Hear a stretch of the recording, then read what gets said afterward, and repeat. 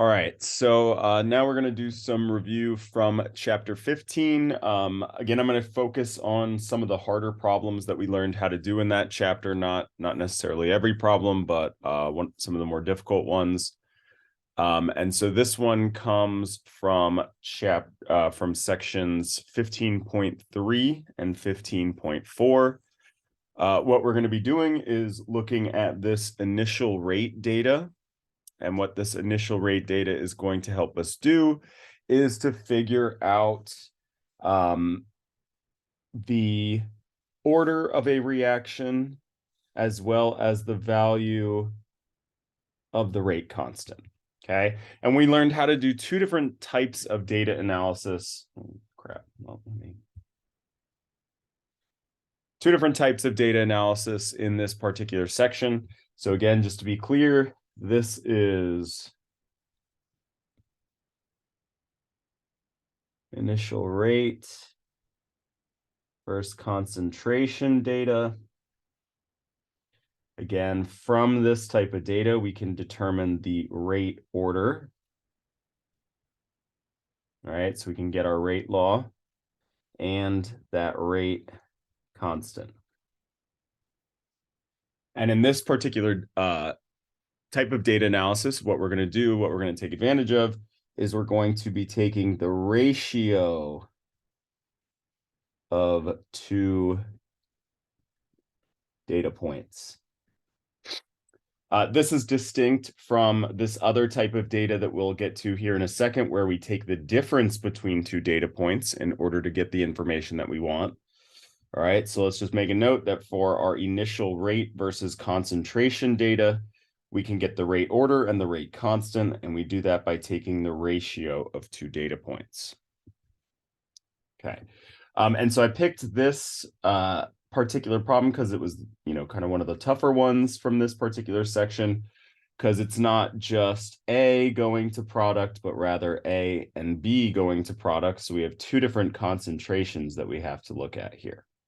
Okay, so first of all, we can make like the shell of our rate equation here. Rate equals the K times the concentration of A to some power times the concentration of B to some power. And these things here, these are the order of these reactions that I'm trying to figure out, right? The order with respect to A would be M, and the order with respect to B would be N. That's what I'm trying to figure out by analyzing this data. All right, and so how I'm going to do that is, again, I'm going to look at my data points. The data points that you pick are going to be really important. We want a certain strategy when we go selecting our data points. So I'm going to number these 1, 2, 3, and 4. And in order to get the order for the reaction with respect to A, I'm going to need to pick two data points where the concentration of B is remaining constant. Okay, so I'm going to pick points 2 and 3. I'm sorry, 2 and 4, specifically because in those, the order of the reaction the concentration of B in the reaction is held constant. Okay, and so that's an important strategy for picking our rate constants here, so our data points. All right, so I'm going to we'll do data point 4 divided by data point 2. If you switched them, it wouldn't matter. Okay, it'll make the math a little easier to take the bigger number and divide it by the smaller number. That was my only logic there. So this is equal to K times the concentration of A at data point 4 to the power of M times the concentration of B at data point 4 to the power of N divided by K times the concentration of A to the power of M, A at data point 2, and B at data point 2 to the power of N. Okay, and the reason why I'm going to take the ratio of them is because what I don't know yet is the value of my rate constant, and by taking the ratio, that will cancel out. And then since I picked two data points where the concentration of B doesn't change, that means that I get to also cancel out this term here. So then plugging in my data, if I plug it in for the rates, that's the 0.8424 divided by 0.9. Oh no, sorry, 0.0936. The concentration of A is this 0.6 to the power of M over the concentration of 2, or rather concentration of data point 2. And so because of the algebra of exponents, this will simplify 2.6 divided by 0.2, all raised to the power of M. All right, so then we're going to take the ratio of our two data points and the ratio of our concentrations at that data point. So what I see is that this is 9 equals 3 to the power of M. And I think we're all sort of familiar enough with algebra to see that this means that M will be 2. All right, but just in case, if for whatever reason we couldn't see it, or if our data is a little bit more messy, we can take the log of each side, and that pulls out that M term there. All right, so then the log of 9 divided by the log of 3. Punch that into my calculator, I could get 2 that way. All right, so I've been able to fill in part of my rate law here. I can replace that M with a 2. Excellent. Okay, and so now in order to figure out the rate order with respect to B, I'm going to play the same game, but I'm going to need to pick 2 data points where the concentration of A doesn't change. So this time I'm going to be using data point 1 and data point 3. Okay, so let me just make room. All right, and so we'll do rate of data point 3 over 1. Adjust these subscripts here.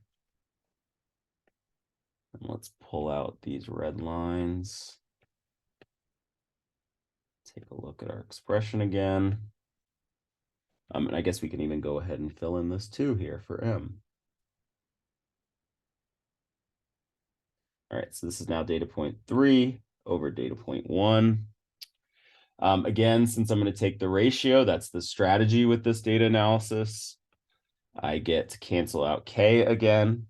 And since I'm picking points 3 and 1, where the concentration of A doesn't change, that will reduce as well. So then I can plug in my actual values here. So 0.0351 over 0.0117 equals, for my concentration of B, that was 1.2 power of N over 0.4 to the power of N. Again, I can pull that out.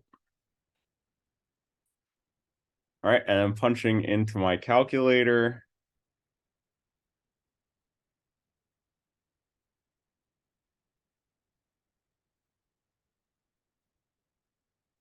We would get 3 equals 3 to the N. So clearly N has to be 1. So that's how I can get my order for this reaction, by taking the ratio of those data points. So that would be to the 1. If it's a 1, we don't bother writing it. All right, so that's my rate expression there, my rate law. So then determine the value of the rate constant, that's B. For that, I just have to pick any one of these data points. It doesn't matter which one I pick. Let's pick this one just for fun. Who cares?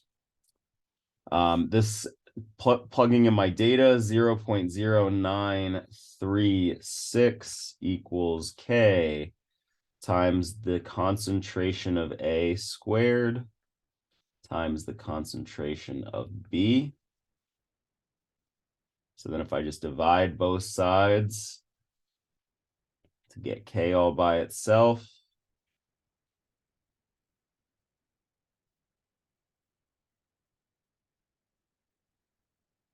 This will cancel over here. So I can punch this into my calculator.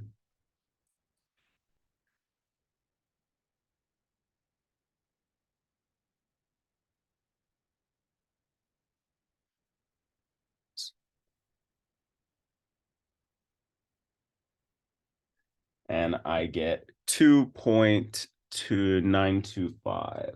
2.925. That's my value for K. All right, so then going to C, we need to determine the units of our rate constant. Remember, the units of the rate constant are just there to square away the units in your particular equation, because my rate at the end of the day is always going to be in molar per second.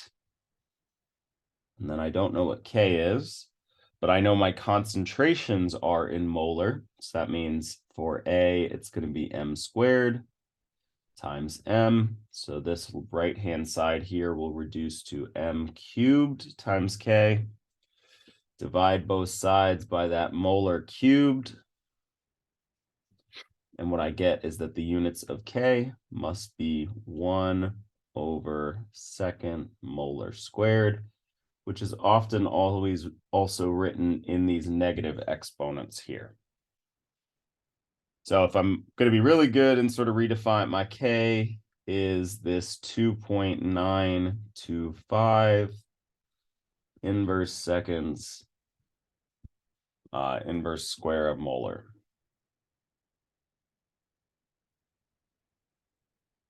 And then it's determine what the initial rate of the reaction would be if my concentration of A was 0.1 molar and my concentration of B was that 2.5 molar. Now you're just using your rate law that you just built. I'm going to plug in my values that I got for everything for my K. So now for D, the rate is just equal to that 2.925 times the concentration of A squared times the concentration of B. And then if I just plug this into my calculator, I get that my rate would have to be 7.2313. Always that same units for rate of molar per second. All right, so again, this is this initial rate versus concentration data, and we analyze that by taking the ratio of two data points. We had to be strategic as to how we picked our two data points, making sure to pick our first data point such that B was held constant. That's why we chose 2 and 4. And then we chose 2 where A was held constant, and that's how we were able to get our rate orders. Okay, so now when we go on here to another set of data, how are we going to analyze this?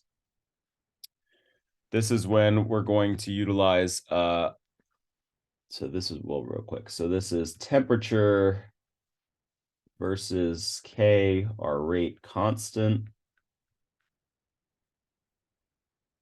By analyzing this data, we can get our activation energy. That's not how you spell that. Activation energy, as well as this frequency factor.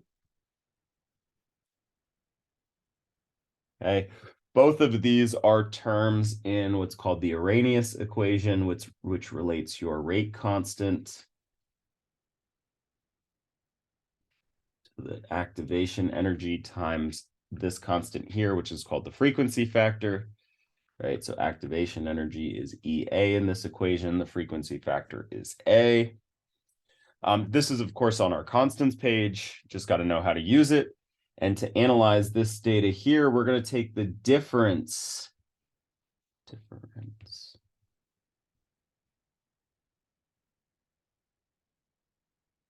of two data points. Okay, and we're going to do so after we convert this equation here of the Arrhenius equation on the natural log scale. So we're first going to take the natural log of our Arrhenius equation. That's how we're going to do that. And actually that was on your constants page as well. So it's not something, you don't have to have the algebra of that particular step memorized. You just have to know how to do it. Okay. So if I take my Arrhenius equation and I take the natural log of both sides, what I'm going to find is I get natural log of that rate constant equals the natural log of A minus my activation energy divided by R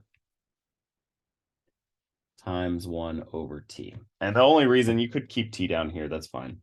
The only reason that it's convention is to pull it out is because this is what's changing in your data. Okay. So what I'm going to do is I'm going to take, again, the difference of my two data points. So that means on the left-hand side, it's going to be the natural log of my K from my second data point minus the natural log K from my first data point. I'm going to put these in parentheses just to kind of keep them straight. Natural log of A minus EA over R times my temperature from my second data point minus the natural log of A minus EA over R times 1 over the temperature from my first data point. Before I even start plugging anything in here, I have natural log of A over here. I'm subtracting natural log of A over here. So that's why that term is going to cancel. And this whole right-hand side will simplify to negative EA over R times 1 over T2 minus 1 over T1. Okay. And then I'm going to want to get this activation energy all by itself, right? That's what we're trying to determine here. So even before I start plugging in numbers, at least for me personally, I'd rather rearrange it with variables than I would with a bunch of numbers in there. You could plug everything in and then rearrange the numbers. It's personal preference. So natural log of K2 minus natural log of K1. Let's move this over. All right, I'm going to divide both sides by that 1 over T2 minus 1 over T1 business. All right, anything I do over here, I'm going to do it over here as well. So that will cancel that out. And then to get that EA by itself, I'm just going to then multiply both sides by negative R. And that will cancel that out, as well as that negative sign. So on the right-hand side, what I'm left with is just that activation energy all by itself, and that's exactly what I want. So then plugging everything in here, what I would get is that my activation energy is this 45.2. And this is in units of kilojoules.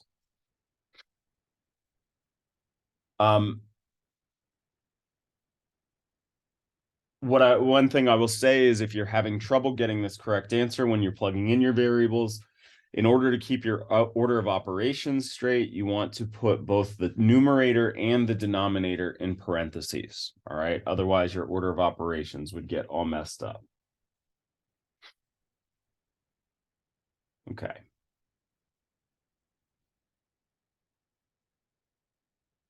I guess the last thing I'll say is that whenever I want, one of the things that I've said before is that whenever we use R, that 8.314, we want to divide it by 1,000 because that will give us units of energy in kilojoules.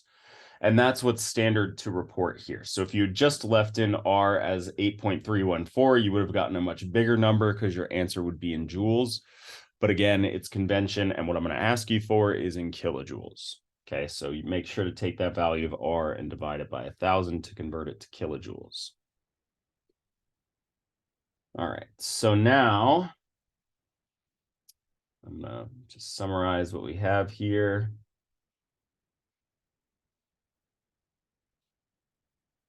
So for A, we got this activation, whoops.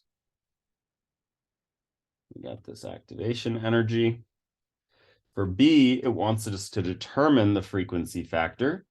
That crossed out of my past analysis, but similarly to what we just did before, now that we have every other component of this equation here, we can just pick a data point and use it to solve for the frequency factor.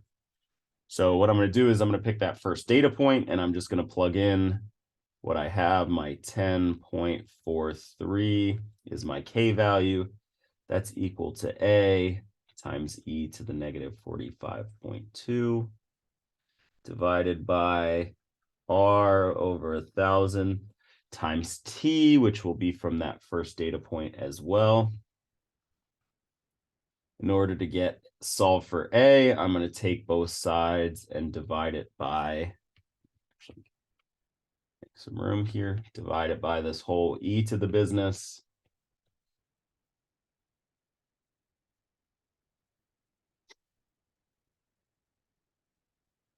That will allow me to cross out all of that over here.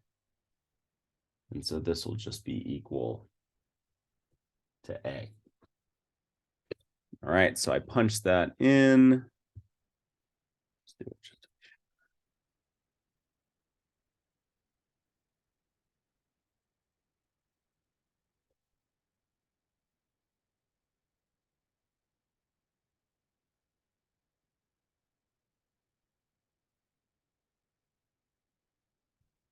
And what I get is that A is equal to 5.5 times 10 to the 5.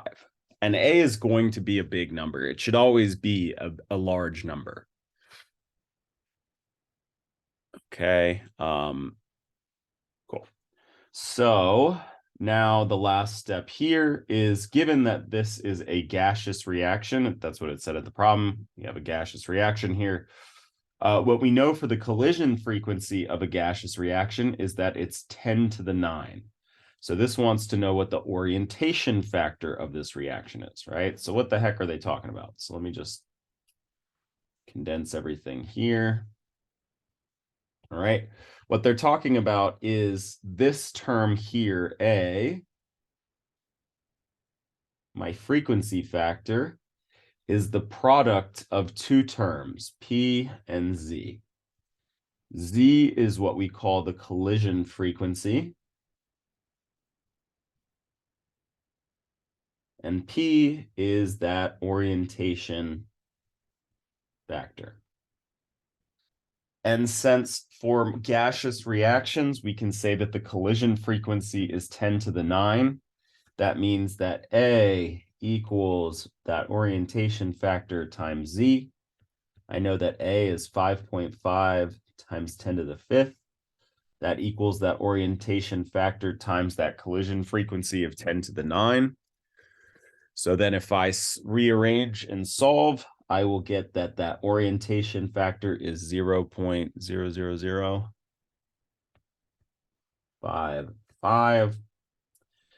And so this is the probability of a collision being an effective collision, a collision that actually leads to a chemical reaction. So I can convert this probability into a percentage by multiplying it by 100. So this tells me that only 0.055% of collisions are effective, right? Meaning out of all of these collisions that occur between the reactants, it's only going to be 0.055% of those collisions that actually lead to a chemical reaction. Okay, so again, just make note, in both of these sections, we learned how to take data and convert it into meaningful information. In the first section here, it was this initial rate versus concentration. and we took the ratio of those two data points to determine the order and the value of the rate constant. For the second one that we learned about here, it's temperature versus rate constant data. And we took the difference between two data points on the log scale in order to get activation energy, and then finally that frequency factor. Okay. All right, so then the last bit here that I'm going to go over explicitly, because again, just kind of sort of try to pick and choose some of the tougher problems to go over, is going to be what we learned about the reaction mechanism, right? So what we had said is for an overall reaction, so just given a chemical equation, you have to have the data in order to get your rate law. Okay, so if you're just given a random chemical equation, you would need data in order to get your rate law.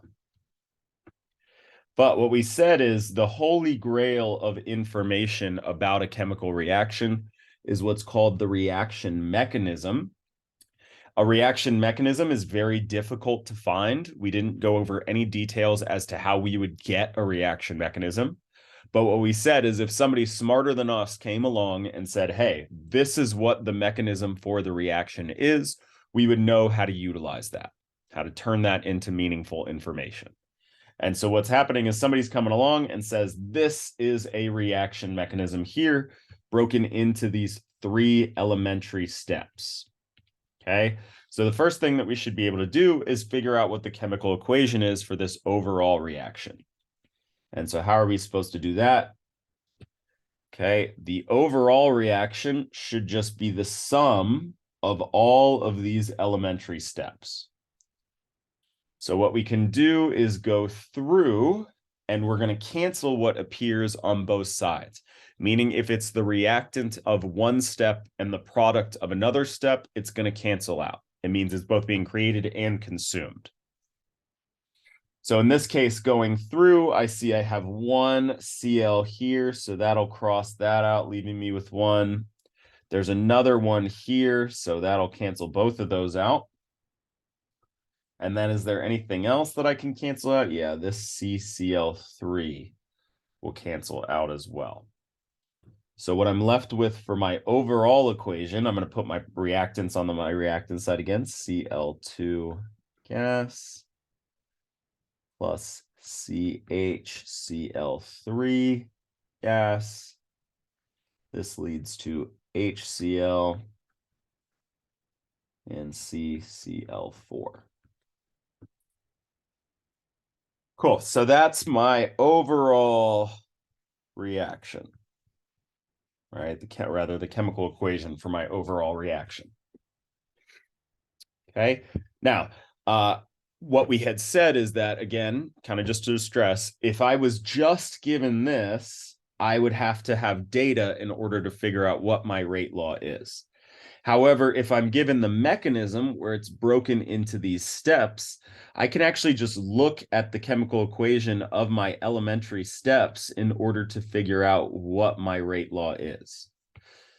Okay, and so what you're going to do is this is going to be based on what's called the rate limiting step in your mechanism or the slowest step.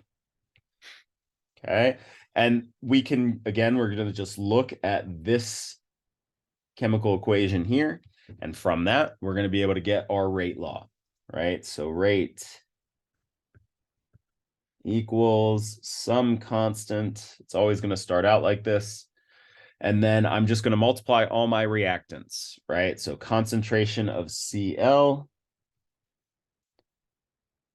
times the concentration of CHCl3. All right. And how did I get that? So this is from, what slide was that?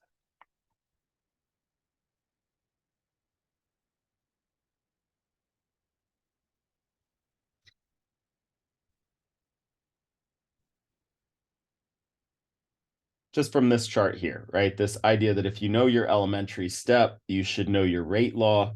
And again, notice all that this is multiplying your reactants together. So if it's A and B as your reactants, you multiply the concentration of A times the concentration of B. If it was A plus A forming your product, you would do the same thing, but then it would become A squared. So that's how I got that. Okay, and so there were two kind of like different tiers of difficulty for this problem. If this slow step was the first step, I'd be done. That's all I would need to do to get my rate law. If it's the second step, though, I have a problem, which is that this concentration of chlorine, at least like monatomic chlorine, not the diatomic chlorine, does not appear anywhere in my overall equation. So I'm not allowed to have that in my rate law. So I have to do an extra step here to replace this. All right. And that's only going to occur if it's the second step that's that slow step. Now we got to do some more work. How are we going to do that? We're going to look at this first step here. So we got to look at the step before.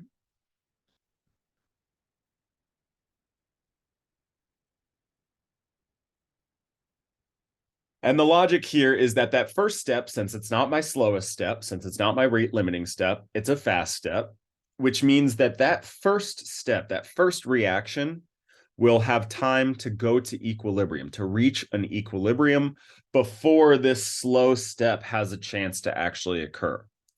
And so what we're going to do is look at the first step and define the rate law for the forward reaction.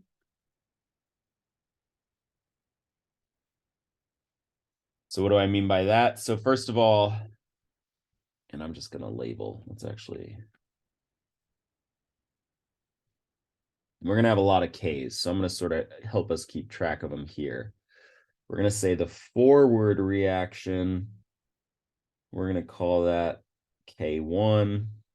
We're also going to talk about the backwards reaction. We'll call that K-1.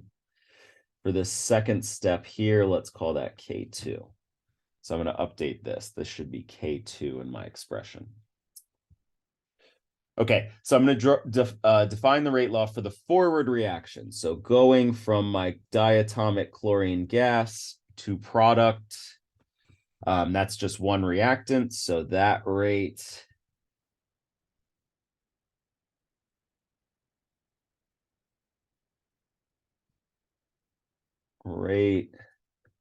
forward would just be that K1 times the concentration of Cl2, because it's just a one reactant reaction. And then I'm also going to do the forward reaction and the reverse reaction.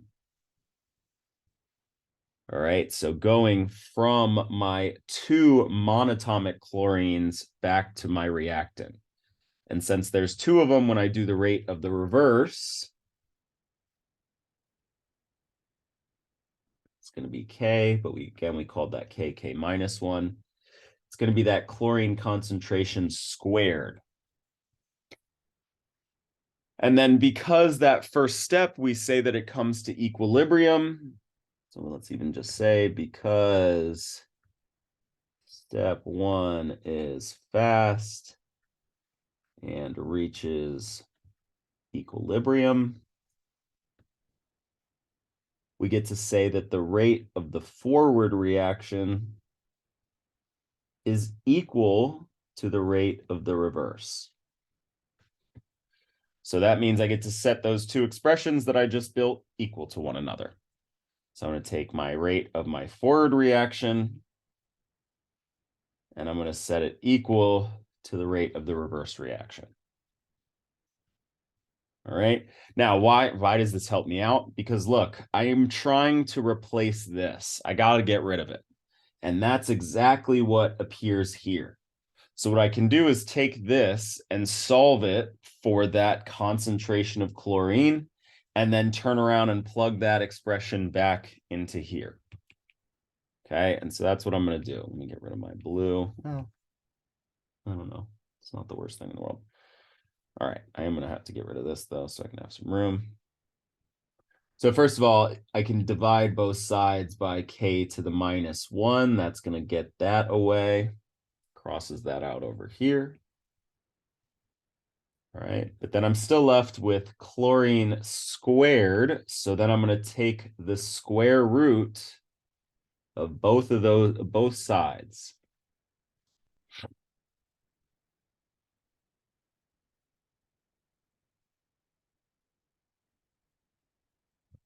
All right, and so that leaves me, so that will cancel out, right? My square root cancels out that square. So I'm left with just this. And again, the whole idea is now that I have this, I can turn around and take that and plug it in here. So that's exactly what I'm going to see. That my rate is equal to K2 times the square root of K1 times concentration of Cl2 over K minus 1 times that concentration of CHCl3.